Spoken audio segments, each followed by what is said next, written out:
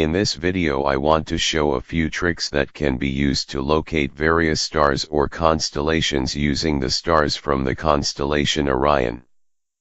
Orion is good as a reference constellation because it has many stars with an apparent magnitude under 3, which is good, since it means they are very bright. It is fully visible at latitudes between 79 degrees north and 67 degrees south, which is pretty much the inhabitable range. It is a big constellation and it is easy to identify it in the sky.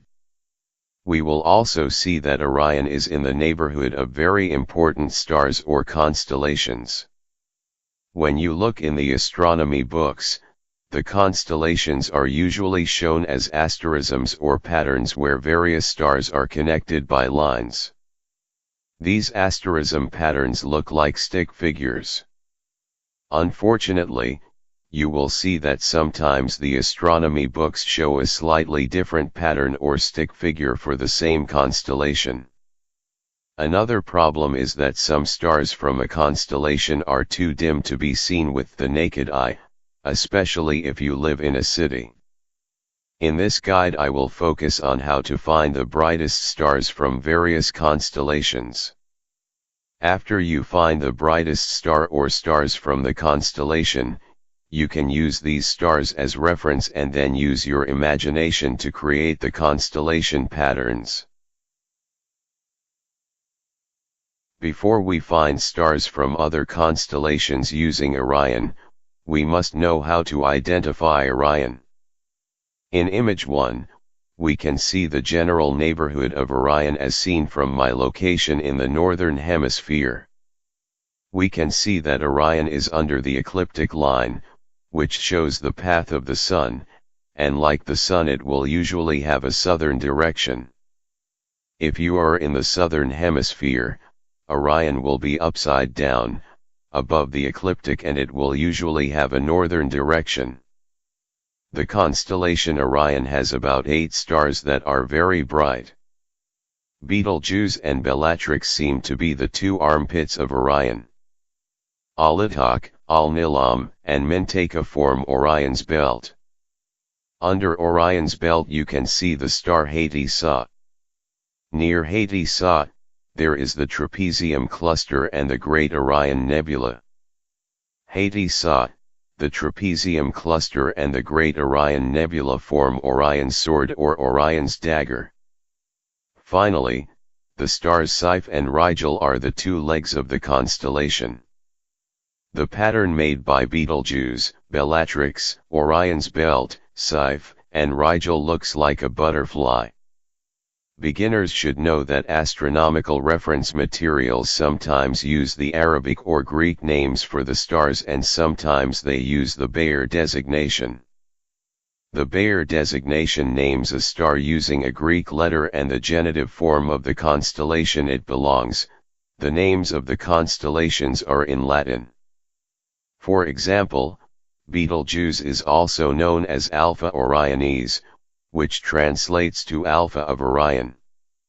Usually the stars are named according to their brightness, using the standard Greek alphabet.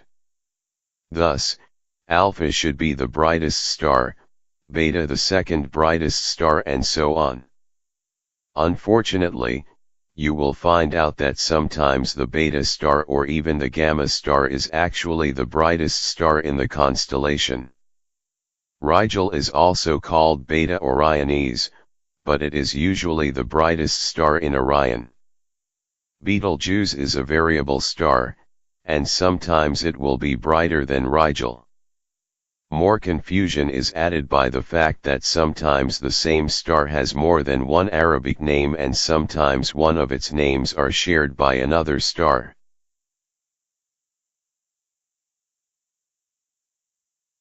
One of the most well-known tricks is to use Orion's belt in order to find the star Sirius from the constellation Canis Major. You can see that if you draw a line through Orion's belt and extend it beyond Aldebaran, the line will pass very close to Sirius. Sirius is a very important star since it is the brightest star seen from Earth, besides the Sun. If we look in the opposite direction, beyond Mintaka, the line will pass through the Taurus constellation. When you are in the field and follow the line in this direction, you will immediately know which star is Aldebaran, since it is by far the brightest star in Taurus. Closer to the line and just below Aldebaran, is the Pleiades cluster, which is not labeled in this image. You can also see that the line passes very close to the Pleiades cluster, with Alcyone being the brightest star from the cluster. The brightest stars from the constellation Gemini are Castor and Pollux. The stars are close to each other and they represent the heads of the two mythological brothers. The easiest way to find the pair is to draw an imaginary line that goes from Rigel and extends beyond Betelgeuse. You can see that the line passes very close to Castor. You can also see that the line passes very close to Alhena, which is the third brightest star in Gemini. The brightest star from the constellation Leo is Regulus. The easiest way to find Regulus is to draw an imaginary line that goes from Bellatrix and extends beyond Betelgeuse.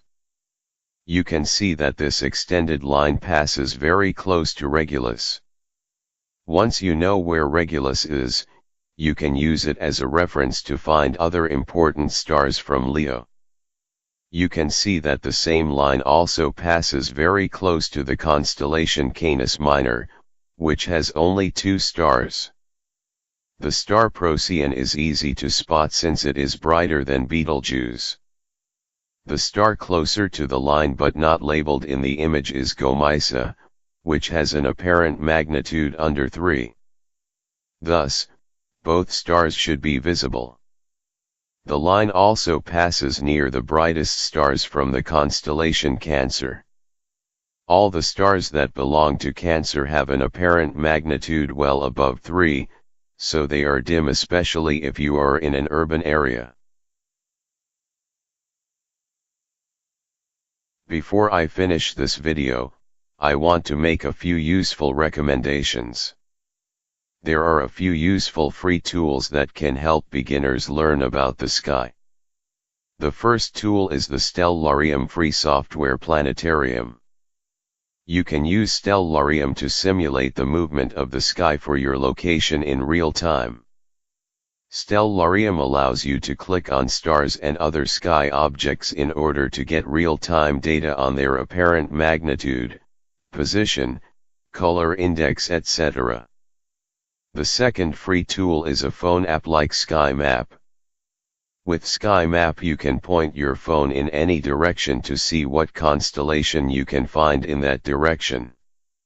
This app can be very useful when you are in the field. If you want to buy a book you can buy Atlas of the Constellations by Giles Sparrow. The book has useful information about all 88 constellations including the time of the year when a constellation is most visible or the range of latitudes where the constellation is fully visible.